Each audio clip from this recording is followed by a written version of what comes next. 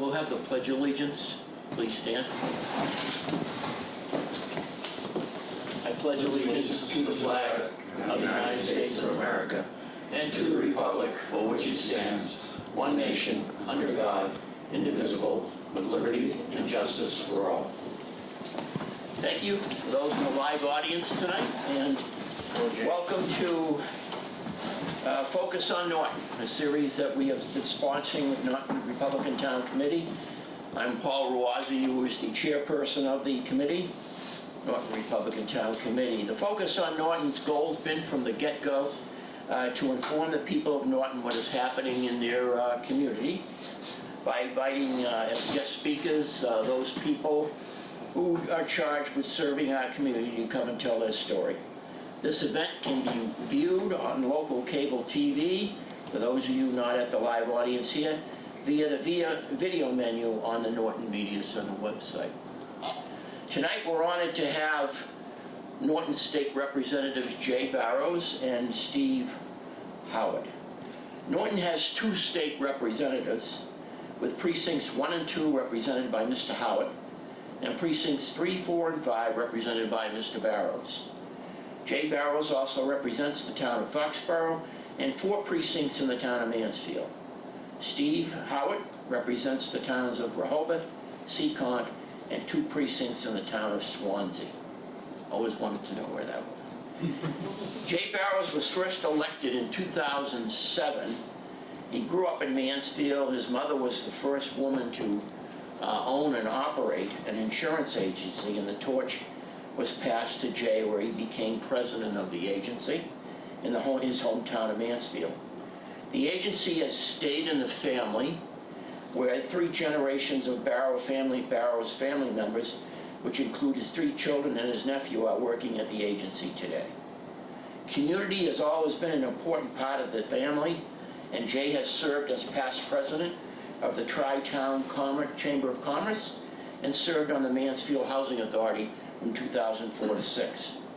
In the Massachusetts House, Jay is ranking Republican minority member of the House Committee on Ethics, ranking minority member of the Joint Committee on State Administration and Regulatory Oversight, and serves on the Committee of Elder Affairs and Joint Committee of Health Care Financing.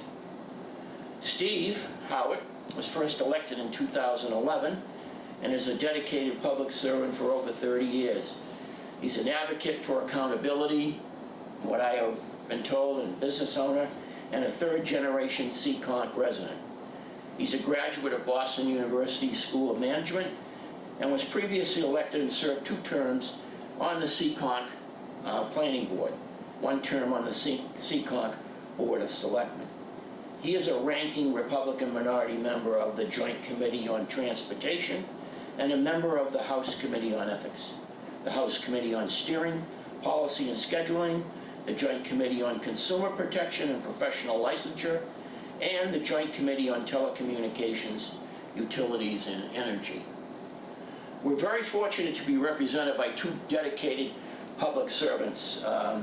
Sometimes when a town gets split, it can be a disadvantage, but it has not been that way for us. We have a strong team here representing Norton, and from what I can tell, my favorite motto is, all politics is local for both of these guys. So welcome Jay and Steve, and whoever wants to speak first to give a summary, and then we'll open it up to questions. They almost came to me tonight and said they didn't want to be too long-winded and give speeches, but we'll have a lot of Q&A, I hope. Yeah, okay. All right? Good. Well, thank you, Paul. Yep. Yes, I am 3rd-generation Seekonk, although I do spend quite a bit of time, as with Jay, in Norton. And over the years, we've really gotten to know people as well as the different organizations in town. And it's a wonderful place to come. We're always well received. And having Jay as a partner, again, sometimes people feel, well, why do we have 2 reps when we should have 1? 2 reps is actually a better situation, especially when we have a partnership as we do, because we're able to spread out a little bit more to look for the town, whether it be through amendments to the budget or just to be able to write a letter, for example, to the electric company or to Comcast, or having two reps on a letter goes a lot further in some cases than just one rep. And also we work with our senator. We're very fortunate to have someone that works with us across party lines. So again, we both are honored to represent Norton, and it has become our home as well. Thank you. Well, good evening, everybody, and thanks for having us, Paul. Thank you to the Norton Media Center.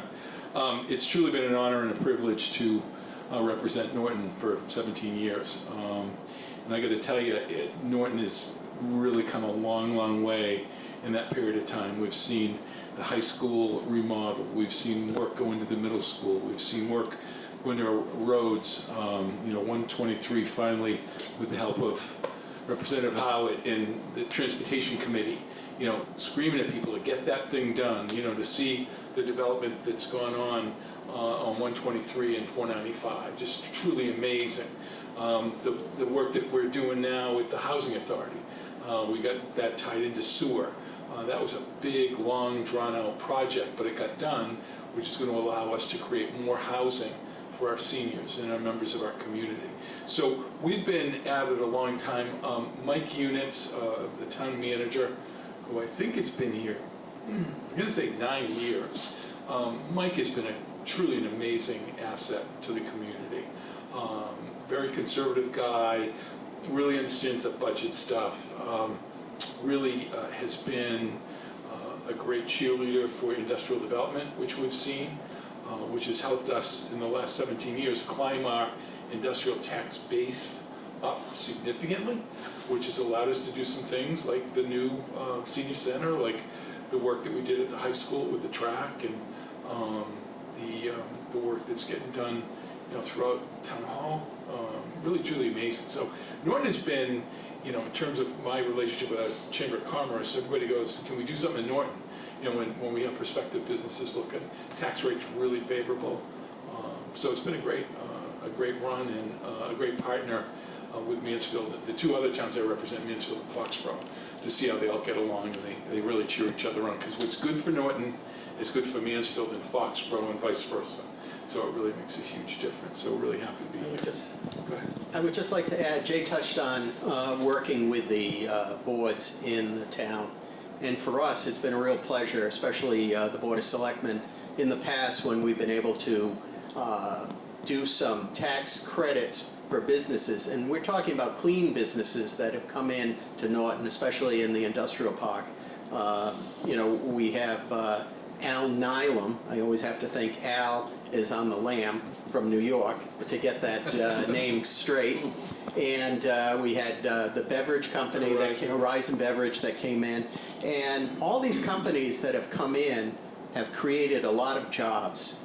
And those jobs also are to Norton residents, besides outside the area, but they're high-paying, they're very good jobs. So these businesses not only have created the jobs, but they've created a tax base for Norton, which has made Norton very desirable for people to move into the town. And that has been the work of your town government. So praise goes to the town government to understand that you need these businesses to offset some of these high taxes that are required today to keep a town running. Yeah, the other company that I'm a great fan of, and I know I might look like it, is New England Ice Cream. They've done a great job. They own Bliss now, and they're really just cranking it out, doing a phenomenal job. So we've seen a lot go on. We've been able to parlay that sewer, which was done. It took a decade to pull off a regional sewer program with Mansfield and Foxborough, and we've seen it really been used to our advantage to attract business. And it's been very, very viewed very favorably, and has allowed us to continue to grow. So really, all in all, we've done really, really well. More work to do, obviously. We're looking at some additional opportunities across Route 123. On the other side of 495, there's 16 acres down there, and we hope that we can get the state to put it on the market. We've been working on it way too long, 6 or 7 years, to market that as industrial, and I know the community supported its rezoning.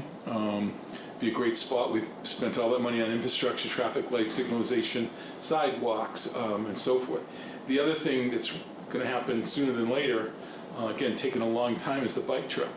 The bike trail will go from the Mansfield Airport all the way down to Taunton, and kind of sometimes a little bit around the Robinson's Barn, but we're getting there. And it's been a challenge. It's been a challenge. There was 126, I think, title transfers that needed to be done because the railroad, going back in history, they never did anything. They just said, we're putting the track right down the middle here, and that track, the Old Colony Way, folklore says it was the straightest rail line in America. And they just literally put it in.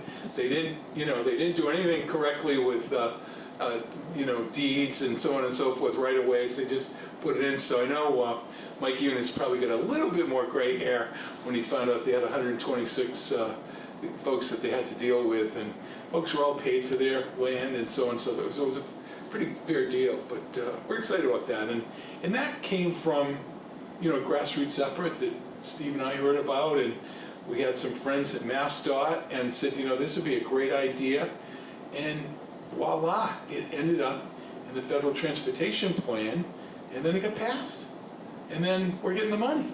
So that's what has to happen sometimes, because if we don't get it, Kansas gets it, right? And we're two conservative guys. We don't like to spend other people's money like we don't like to spend our own. But if you don't sometimes, if you don't advocate for that, you lose it. It doesn't come here. It goes somewhere else. So we have to, hard scrabble to get things done. But all in all, we've been very fortunate and very blessed. And again, with great community support. It's been fantastic. Sometimes people ask us, what do we do as state representatives? Well, we do write language. We do vote on other people's language, legislation. But I think what Jay and I are most proud of is our service to the communities. When someone from Norton contacts us and says, well, we need a sidewalk here. Now, it's a state road, so we are the ones who have to contact the state. So constituent services. So I had received, in my part of the district, a crosswalk request. We contact DOT. Naturally, they're somewhat resistant to spend any money. But we keep pushing and we keep pushing, and we get the crosswalk. During the 123 expansion, there were issues over the design of the entrances to the businesses. They were too narrow. So we were able to work with DOT in that particular case to get them expanded out so they wouldn't be after everything was constructed, to be an add-on for the company. And that's, again, saves money because it isn't an additional cost of the project. The biggest issue of the project was removing, I think it was a Comcast pole. And Everybody knows the pole in the corner Yeah. of North Washington at 123. and Jay It smells twig. and Jay and I were constantly on the company to move it. We kept going and going and going, and that was holding up all this work. But we were very fortunate to get it removed prior to the expiration of some of the liens that were, or I shouldn't say liens, but the sign-offs of the people along that route for a temporary easement. Otherwise, the town would have had to go in again and get the easements all signed up before they could finish the job. So that's just one area. During COVID, it was a matter of getting people their unemployment. It was a matter of getting health issues. It was a matter of getting, helping them find a place to get shots. So again, it was all, as you said, politics are local, which many other politicians have said, but it's so true. It's about constituent services and helping anybody who has an issue. Sometimes we do get questions that really aren't ours, that, for example, someone all of a sudden realizes that their passport is expired or about to expire, and they need some help. And we are fortunate, Jake Auchincloss, who is our congressman, we refer it to his office, and they tend to work very hard to help us. Again, it's a nonpartisan situation, and we work very well with them. So constituent services is the real meat and potatoes of what we do. And we try and get back to the people who are our constituents. And, whether we're Republican or Democrat, it doesn't matter, because once we're elected, all the people, no matter what their party or views are, they're our constituents, and we work our hardest to keep them satisfied and to solve whatever issues that they have. So it's been a great run. I think the two of us have probably served longer than anyone in recent history. Been quite a long time. And I'll throw in a plug for term limits. Some people say, you should have term limits. You guys are there too long, and so on and so forth. Everything that we've mentioned this evening has been about the bureaucracy. If we're gone, the bureaucracy completely takes over. So good luck calling District 5. Good luck calling Serpent. Good luck calling anybody, DOR, Mass Health. The bureaucracy takes over. So we have a little bit of juice because we've been around a while, and we have our contacts, and we know who we have to reach out to and who to lean on in order to get certain things done. And without that, if we had a legislature that turned over, every 2 years or every 4 years, you'd never get that. And the bureaucracy would win. So I think that's important because people will say, even at the federal level, these guys have been in too long. That's a whole nother can of fish. So we won't talk about that. But happy to take questions if you're good, just to get a sense of what you're seeing out there or what you're thinking. We're struggling a little bit with the migrant issue in Massachusetts. We dealt with that last week in our budget, supplemental budget. We added $250 million for last year's shortfall, and this year they put $325 million in going forward in 23 and 24, which obviously, in my view, that money's already been spent if we put $250 in to cover last year's mess. So we've got a real problem on our hands, and I don't think quite frankly, the administration, both the governor here and the president, anybody's come to solve this thing. There was a report out today that the federal government will spend $472 billion with a B on trying to deal with this. And it sickens me to think what is going to happen to what we pay, our taxes in, the folks that are coming over. I don't want to leave anybody out in the cold, but at the same time, there's got to be some structure to this, and there isn't. We have housing shortages for our folks that have been here. The average housing wait time is 12 years. It's at least 12. 12 years to get on to public housing. That's unbelievable. So we got a lot of work to do. So anyway, do I hand the mic over for questions? Are okay? We can talk loud enough. Okay, yeah, speak up and we'll go. Hold on. There you go. You get the first question. Go ahead, Chris. In light of the recent downgrade by Moody's to a negative for our government debt, how do you see us locally here dealing business growth and our future financials for a business trying to grow? Well, I think there's a certain amount of opinion of what we see, and we do see a slowdown in the economy. Interest rates are high. They're good if you have a lot of cash and you can put it into a treasury fund and get over 5%, but it has slowed down the market. People overbidding, from what I hear, is not necessarily happening. Houses are staying on the market a little bit longer. Anyone who knows finance knows that as the interest rates go up, the prices come down and vice versa. And when the interest rates were artificially at 2 or 3%, prices of housing was up there. You have people that are probably upside down in their houses now, and we saw that, 10 or 15 years ago. All of a sudden, you're starting to see discounts on automobiles and pickup trucks. During COVID, they were getting overlist. Again, interest rates going up, it's tougher for people to qualify to get their credit to where they can afford to buy whatever they want to buy. Everything is expensive. As you know, the minimum wage has gone up, which means everybody else above that minimum wage, their wages have gone up. which again causes inflation. We're seeing, for example, in some of these fast food restaurants, they are limiting the number of people that are working there. They become computerized or automated, where you put in your request and then it's sent in. You no longer have a greeter. You just do everything by computer. Now, whether computers will take over, who's to guess, but you still need people flipping the burgers, for example.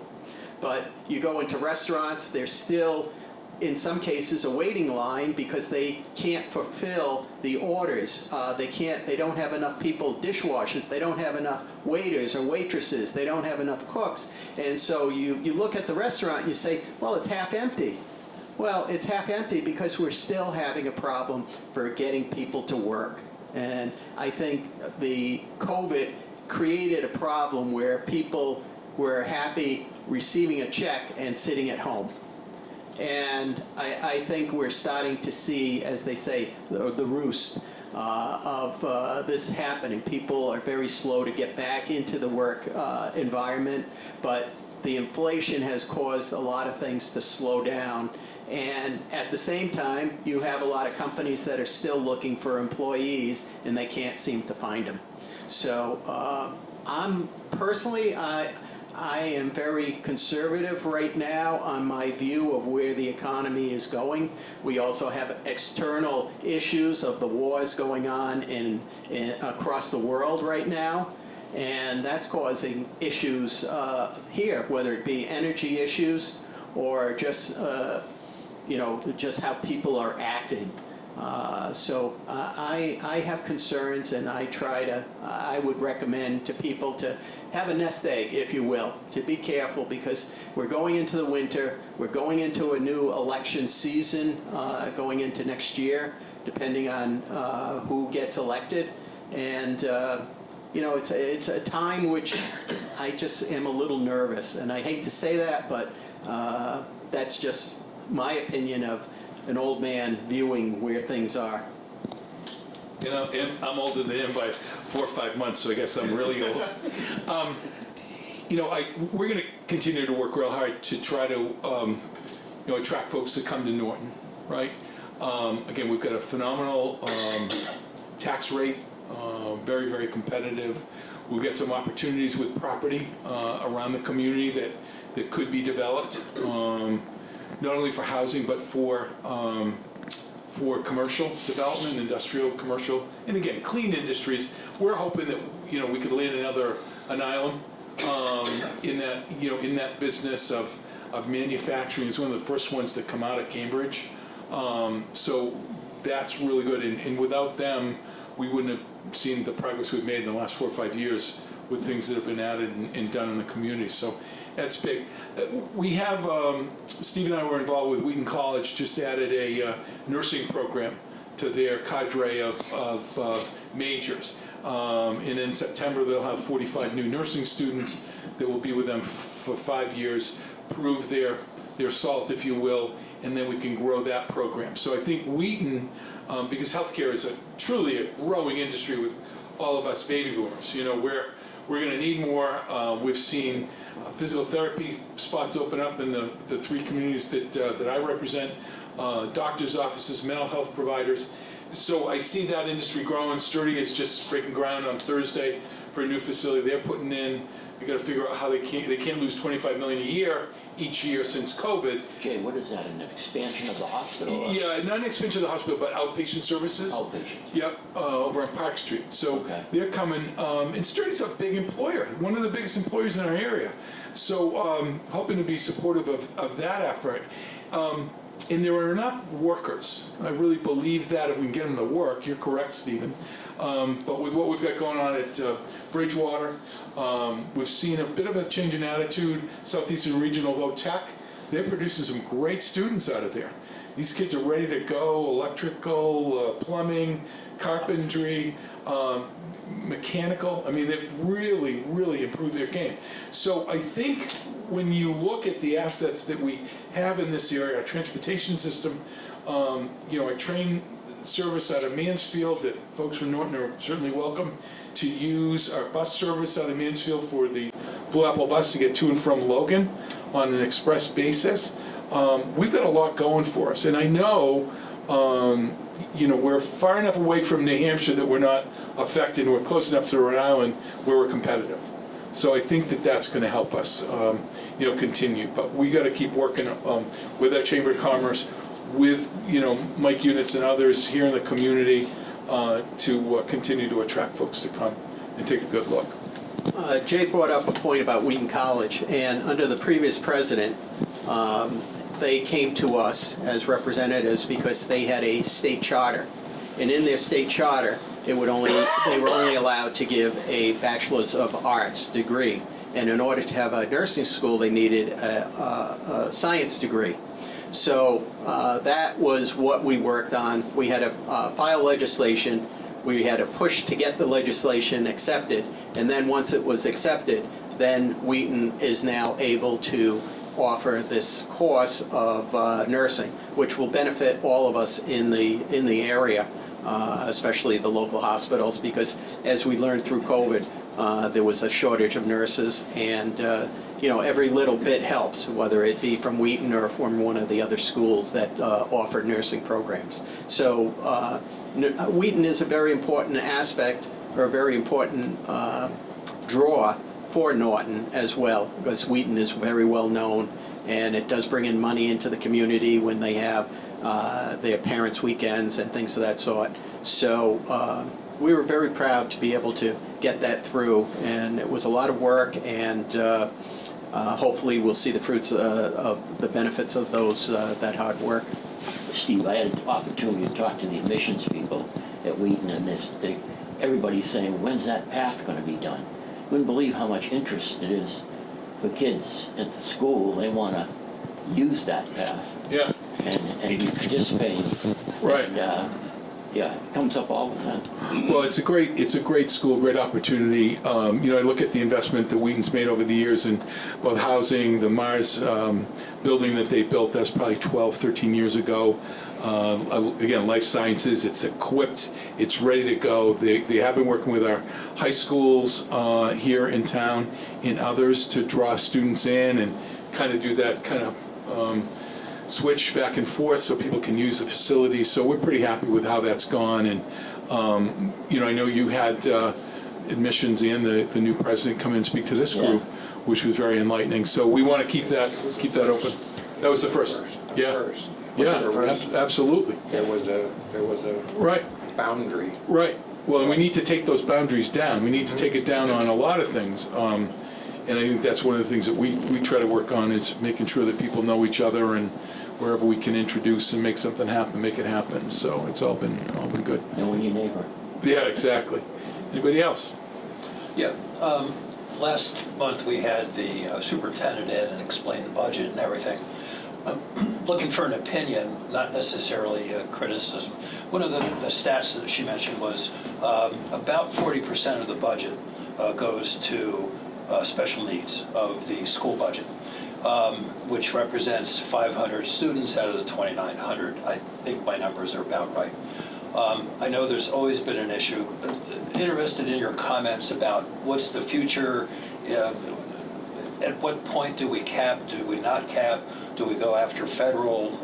To a certain extent, we have to help special needs, but are we not helping the other students as well because our budget's capped? Just some thoughts. Yeah. Well, it's been an ongoing debate. I can remember I was probably in office about 3 months, and I had a group from Foxborough say, "What are you doing for our exceptional students?"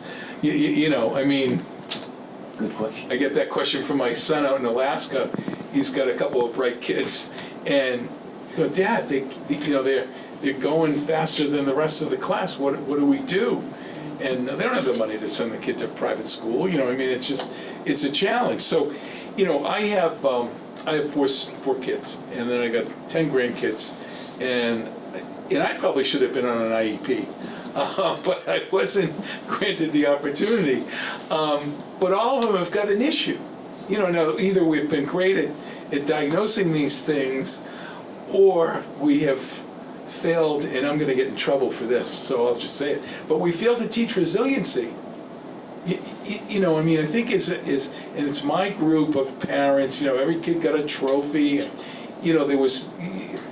we just overdid it. And so now with school, I hate to see us dumb it down, and we did that under the Obama administration. It was we called it race to the bottom. Massachusetts has been #1 for a bazillion years in education. And whether that's because we have 500 students on Norton on an IEP, or we're just good. We were great in math, science, the whole thing. And then Obama came along and waved the money at everybody and said, if you do these standards, and they all went down. And again, we've got to stop that. I think schools have to be handled at the local level, in the federal requirements and the state requirements. Just let us do it. And communities will invest in schools. Look at the commitment Norton's made in the last decade in investing in schools. You've got schools where everybody knows your name. It's unbelievable. The high school, look at the success that you've had with school choice. Kids coming from all over. You know why? Because it's a great system. And I look at the kids that have graduated. I've had a number of them that have worked for me that I've met over the years. They're phenomenal. The staff is phenomenal. So the IEP thing, if we can get those kids, get the wind under their sail, and make them be successful, maybe they start out that way with reading and language. Kids have a boatload of problems, more than they ever did when you and I went to school. It was we all knew we had problems, but it wasn't professionally identified. So, but I think we have to support our schools, we have to support our kids, and we do have to figure out a way. And Jen is a great, she's been in the trenches for 21 years. How cool is it to get somebody that started, with the second grader, second graders, and worked her tail off to become proficient at being a good superintendent. The staff really likes her, appreciates her. So I think we'll get there, but Stephen's got more to say about that than I do. Well, the irony, you do something good, people realize it and they want to take part in it. And that's what part of if you call it a problem, you deal with special needs children in a superior way, and people find a way that they try and move into the town because they care for their child and they know that the child will be well taken care of in Norton with the IEP. So it's a catch-22 situation. People wanting to move in because they know that it is a superior program. But again, it's one of these things that every child deserves an education. And unfortunately, for a budget, it's very difficult to plan because 1 or 2 new students that move in who have severe needs can eat up, hundreds of thousands of dollars that you had in the budget. And unfortunately, it doesn't necessarily, if the child moves in and he's already been budgeted, or he or she has been budgeted in another town, that money doesn't necessarily follow the student. And that's a problem in itself as well. So, it's something that the school systems are dealing with, and we're fortunate in Norton and many of the other communities to have people who are professionals, and they do their best to accommodate the parents and the students so that everyone can learn. Now, when I was growing up in public school in Seekonk, once you got into the junior high, they had different levels, and so you were put in a class with people pretty much of the academic level that you were in. We went all the way, it would be 7-1 through 7-0. And 7-1 were the exceptional students, 7-2 were, the next, just down from that, 3 and 4, and, you had the B students and the D students, and then you had the special needs students at the very end. And so you were always in classes with people of your comparable brains, if you will. That has changed, and that's an unfortunate part because, as Jay said, what happens to the exceptional students? The exceptional students almost have to work on their own because the teachers are constantly either working with the lower end, if you will, of the classroom and maybe some of the middle students. So it creates a problem of who does the teacher actually try and set the curriculum for. And you know, I think they should go back. They do have advanced placement, which I think is one of the best things that they could have, because you are able to have those students, those exceptional students, in those advanced placement classes. And also with advanced placement, they can also get college credit, which is a savings to the parents when the kids go on to college. And one other point too, we have a relationship with Bristol Community College, so some students are using that as juniors and seniors in high school to get some additional help and move ahead. So Dual enrollment. yeah, exactly. You had a question? Well, it's along the same lines as this gentleman here, and it brings up the subject of legislation in the special needs area without funding that legislation, and what impact that has on a town like ours. And is there any way to prevent that from happening? In other words, if you're going to legislate that a certain level of service has to be provided to certain types of students, but you don't fund it, that puts a huge burden on a town and a school system. And I think that's the nature of the problem here. Right. Well, everyone agrees that all students should receive a quality Right. education, but the question is how to fund it Well, this is kind of urban versus suburban, right? Mm-hmm. When you think about the city schools and the challenges that they face versus what we face out in suburbia, a lot of funding goes to the city schools, and it's just throwing money at the problem and not improving results. You know, we had a ballot question a number of years ago about charter schools and trying to get some charter schools involved in the cities. They got swamped. There's nobody even voted for them. And it's like, we've seen great success through the years. They ebb and flow, everybody goes up and down, but the charter school in Foxborough's done really well. We've had a number of students that left Norton and went there and were successful.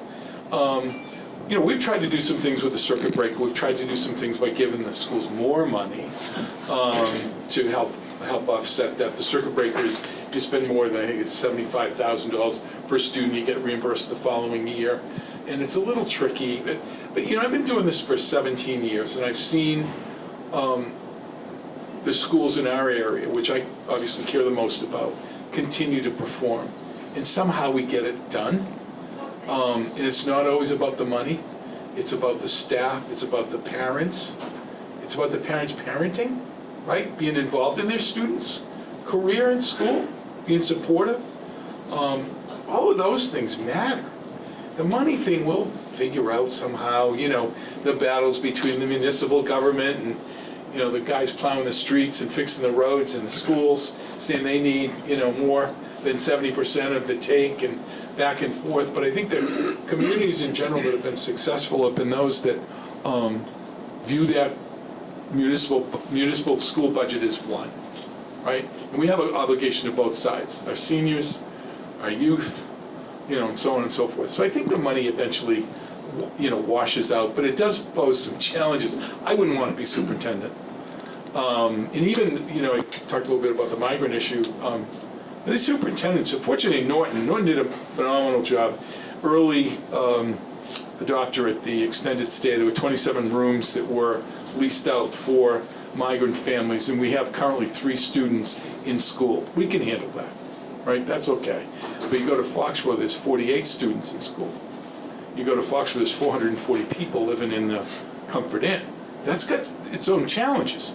You know, here we're kind of okay.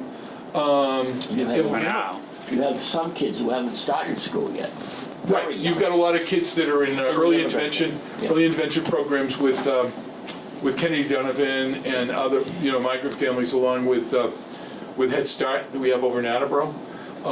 So those kids will assimilate, and I'm sure that they'll be fine, but we don't know how long those folks are going to stay here, because they've got to find permanent housing, which there isn't much. You know, certainly affordable permanent housing isn't available. It's nowhere to be found. You know, we've seen Norton has brought on in the last decade hundreds of units when you think about what's been built. Mansfield, hundreds of units. Foxborough, we're working on 200 units with 70% local preference for our seniors through the state is going to help us build this thing. But you can't imagine the cost. The cost is outrageous. But we're going to get it done because, again, I don't want the money going to Kansas, right? We got to get it done. So we got some real challenges with housing and certainly affordable housing. But I think the schools will be fine. I haven't seen any big dips. The test scores are coming back. COVID was a killer. COVID was really horrific to these little kids. And hopefully they'll regain their footing and teachers will continue to work with them and parents will keep working with them too. So, other questions? Yes? The Snowbird bill, where is that as far as the threshold goes on estate tax from $1 million to say $2 million? It's at $2 million. So we adopted a $2 million limit, right? It was proposed, Baker had it at 2, we've been pushing this thing for 3 years, up from $1 million to 2. Under the old scenario, it was $1 million, but it was a cliff. So if you had $1 million, $1, you went back to ground zero and paid the tax on the whole thing. So what was just recently adopted, 2 months ago, we went from 1 to 2 with no cliff underneath. Now, the Governor Maura Healey, wanted to go to 3 million, which would have been remarkable. We would have loved that. Because we need to put a dent into the 145,000 people that have left, gone. And I think we're one of 12 states, if I'm not mistaken, I think we're one of 12 states that still has this estate tax. It doesn't match the federal government, which is, 12 million or something? Yeah. Somewhere, north of there. But I said to Stephen before, and a couple others who were sitting here, I don't think that tax package that we put together was anything that related to productivity. The estate tax is big, right? If you're 80 years old and you're still in your house that's worth $1 million, but it's not productive to get people to come and invest in the community, to invest in the state, to build businesses and to do things. We still got a very high capital gains tax for short-term investments. Some states don't have any. Sales tax is 6.25.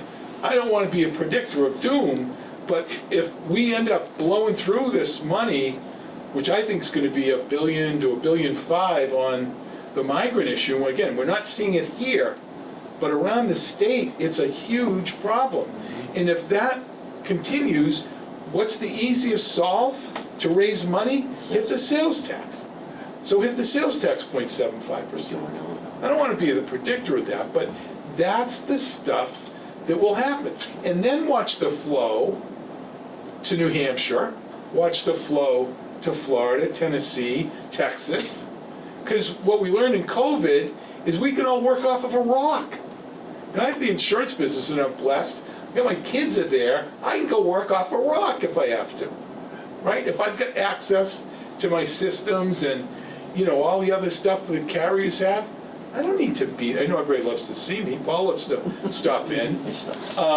But, again, that sort of profession where folks can have that flexibility, and maybe it's not 5 days a week, but maybe it's 2 or 3. So a little concerned about how we're viewing things. And, so, yes, go ahead. Are you saying that you're talking about $1.5 billion to fund the migrant crisis in Massachusetts? And are they using the rainy day fund for this, by the way? We have to get it from somewhere. Is anybody in the legislature questioning this at all? And Well, this is absolute lunacy. I believe it's 1983, Governor Dukakis filed the right to shelter bill.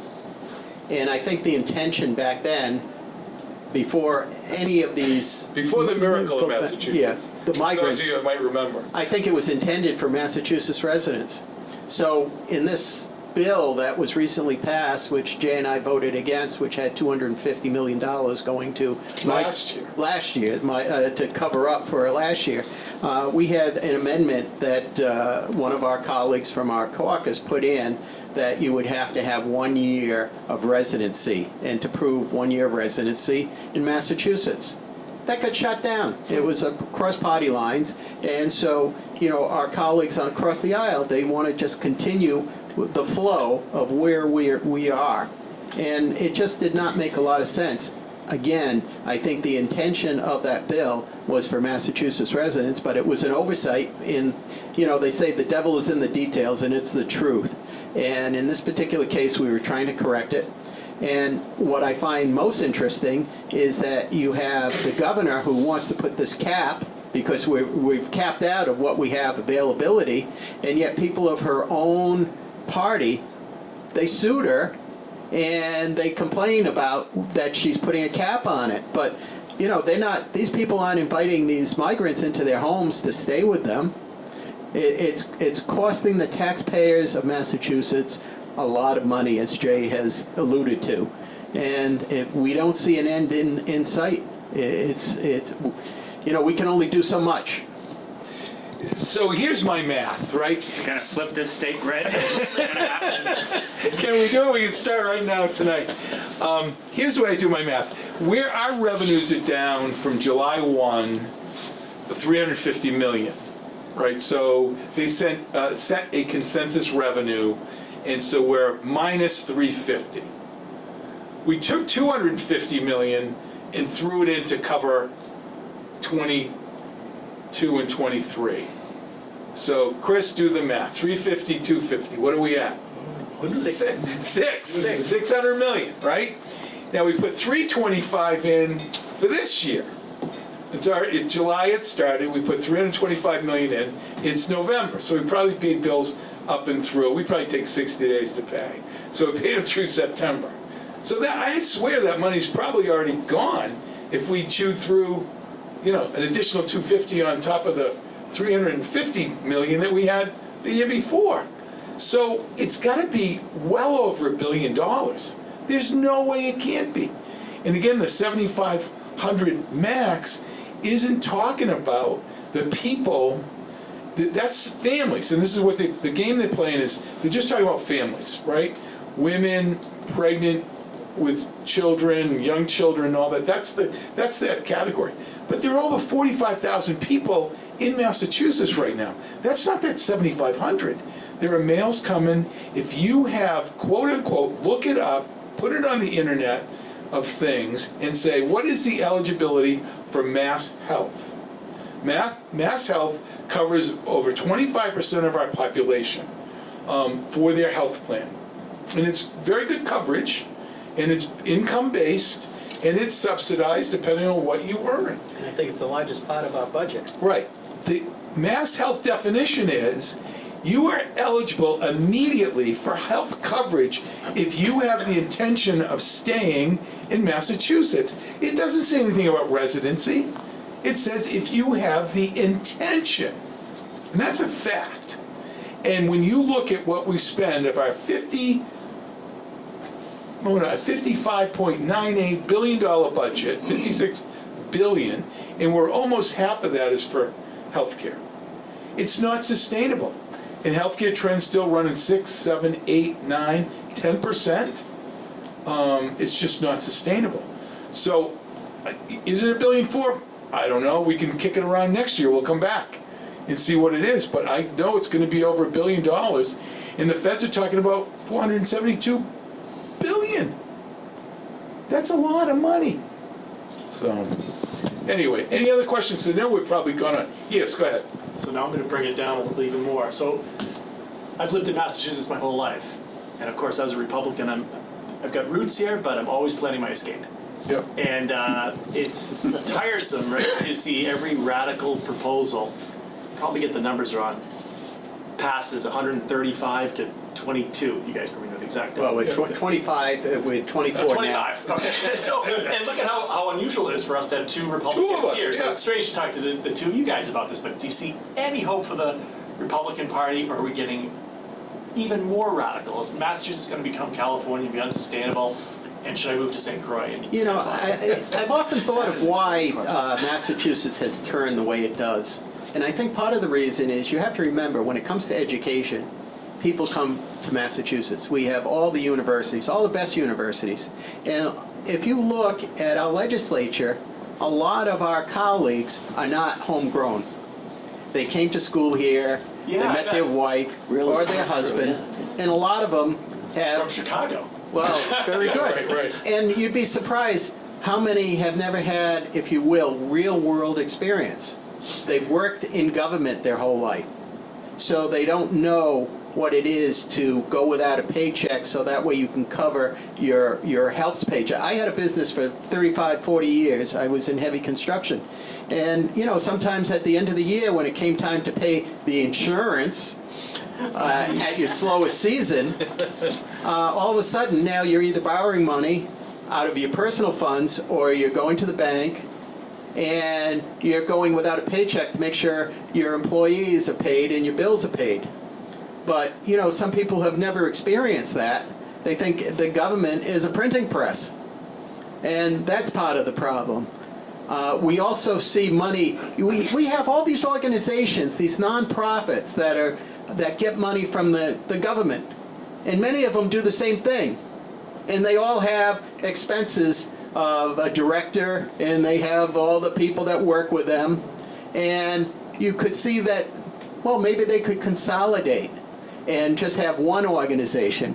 You have organizations that are supported by the Commonwealth that are there to teach people how not to pay their rent. If you are a landlord, the tenant actually has more of the rights. And I'm sure there are some real landlords that shouldn't be landlords that take advantage of it. But there are a lot of, we had situations during COVID. I had an elderly couple, just as an example. They had a house that they had next door, and then they built a new house. So they rented out their old house. They could not evict the person from being in that house during COVID.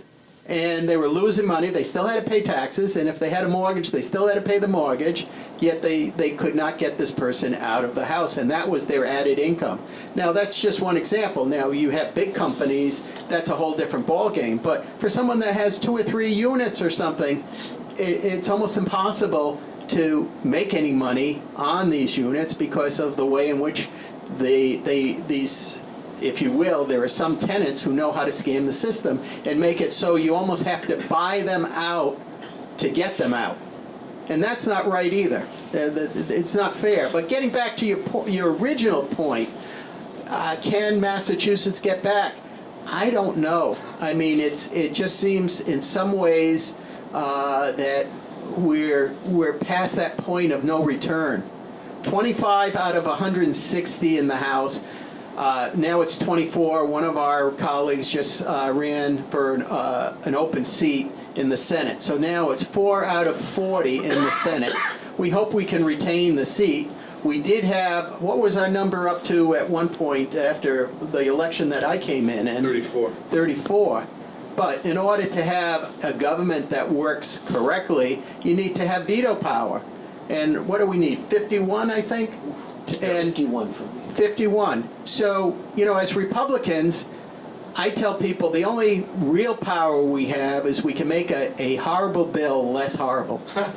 And when we did have a Republican governor, we at least had some political clout that we could speak to the governor and say, you know, when this bill comes in, maybe you can do this and that, and either veto it or veto certain line items within that bill. But, you know, all of our constitutional officers are Democrat. The House and the Senate are Democrat. And when they put bills forward and amendments, they consolidate everything. So you might have some very, very good pieces. Even in the most recent bill, which we voted against, there were some very good pieces in that bill that I would have been more than happy to vote for. But they combined it with a lot of crap, if you will, excuse the expression. And there was no way I could vote for that bill with that, the major parts that were just bad. They know that they have us, and the funniest thing that I've seen is when the lights change. The speaker will vote red and realize he should be voting green, and all of a sudden all our colleagues change their colors as well. That's happened a few times. Well, I guess just real quick, and then we probably should wrap this up because people's eyes are glazing over. It's really a challenge. When I got elected in 2007, I was one of 16 Republicans. So we've really done well under my leadership. But it's real. I respect all my colleagues, and as Stephen said, many of them have never. We used to say we sign the front of a check and we sign the back of a check. You know, when you have 13, 14, 15 employees, or you have 5 or 3, or you work with your wife or your husband, whatever it is, you have a responsibility, right, to make sure that things stay afloat. Our churches, our communities used to step up in a lot of ways to help folks that were in need, you know, whether it was food or clothing or whatever the case was, they would step up. The towns would do it, the people in the community.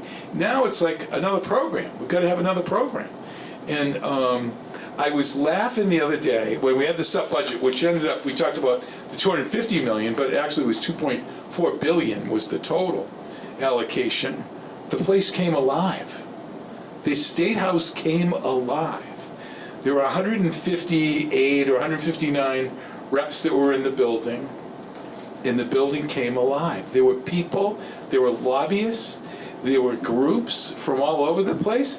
They came in that day, because we haven't been in session hardly at all under this speaker. But they came in that Formal day. session. Yeah, formal session. And I said to myself, we must be giving money away today, because that's why they're all here. And I think that puts a kind of an end note to this whole conversation. I think Stephen and I have some good ideas. We're not king. We represent the communities that we serve, and there is no litmus test on who we're helping. I mean, we get calls from people that are worried about what the mascot should be at the high school. Really? You know, today, in big fanfare, you'll hear it on WBZ, who's where I get most of my information about what's going on in the State House. I got a note last night that State Administration and Finance was holding a special hearing today on naming our favorite ice cream. Cookies and cream. So they have this big to-do, and you know, we're hearing, and I did the Zoom, because I wasn't gonna drive in for 3 hours and back and forth to learn about Oreo cookies and vanilla ice cream.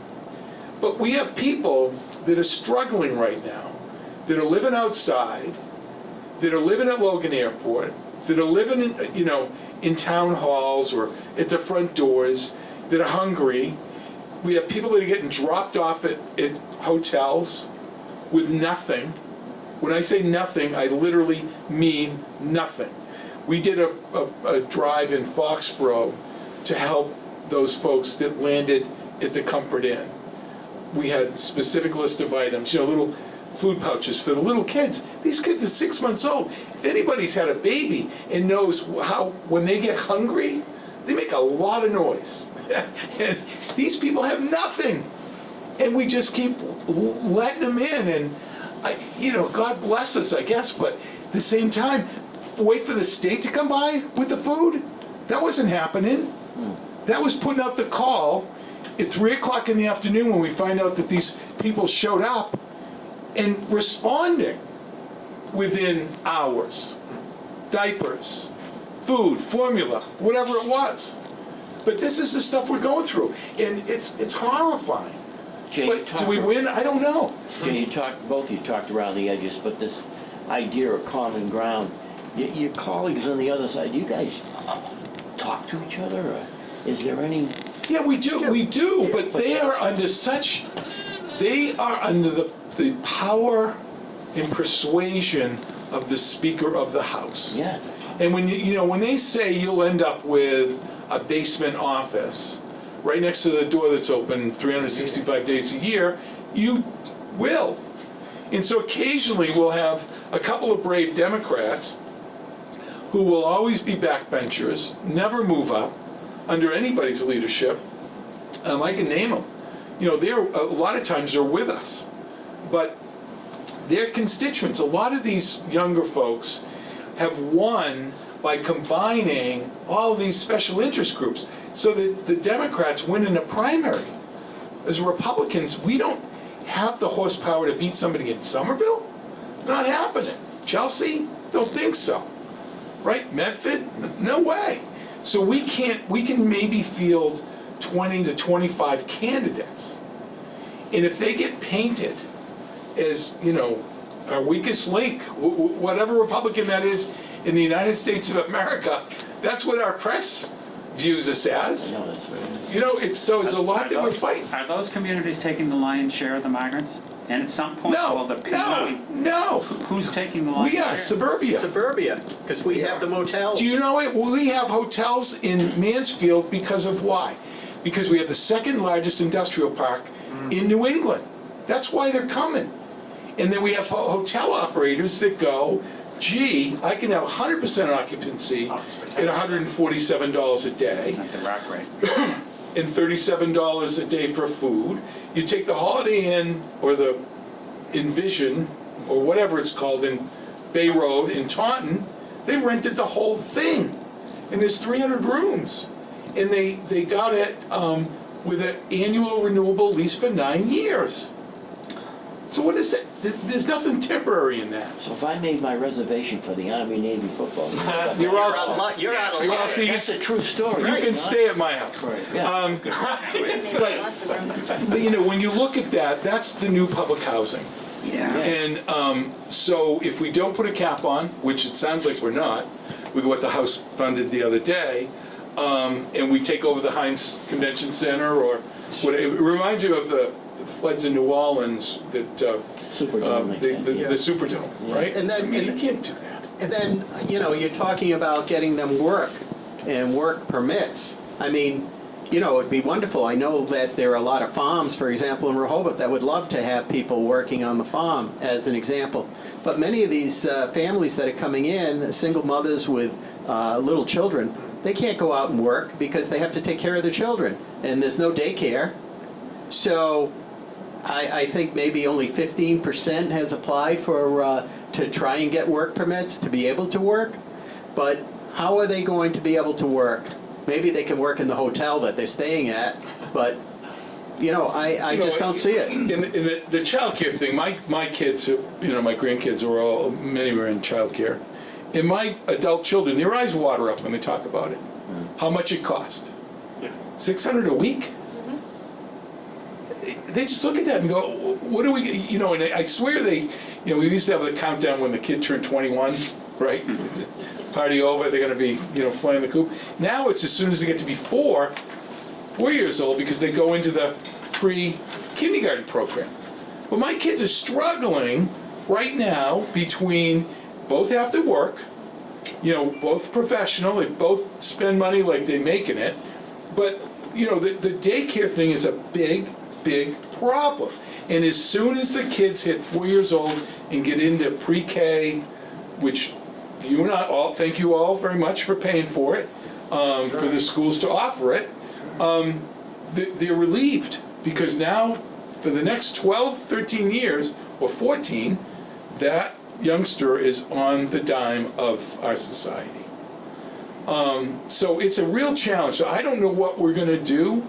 I don't know when our colleagues, where I said urban versus suburban before, they outvote us 3-1. So we could all meet in a phone booth. I think the Republicans have 15, because we're all in suburbia, there's none of us in the cities, 15 or 16 of us in communities that we have a migrant population. A friend of ours lives out in Sturbridge. Sturbridge has a ton of hotels, on that whole area because of foliage and travel and music and antiquing and all that stuff. He doesn't know what they're gonna do, because if they take all the rooms over, the economic factoring that occurs from people staying in the restaurants and so on, that's gone. Aside from that, you also have the room tax. Now, many Yeah, of we're the not doing communities have room tax, but under the way in which this is set up with the migrants, they can, less than 90 days, the towns can collect. After that, they're out of luck. So that money coming back into the towns that have these hotels, the room tax is gone. So in Foxborough, $250,000 is the expected loss on room tax. That goes into the town of Foxborough's budget. Here it's around 25,000, because literally you only had the extended stay. So 25,000, but that's somebody that works for you at the Housing Authority. If in Foxborough, that's a couple police, that's a couple of teachers. It's real cuts. Real cuts are gonna have to be made.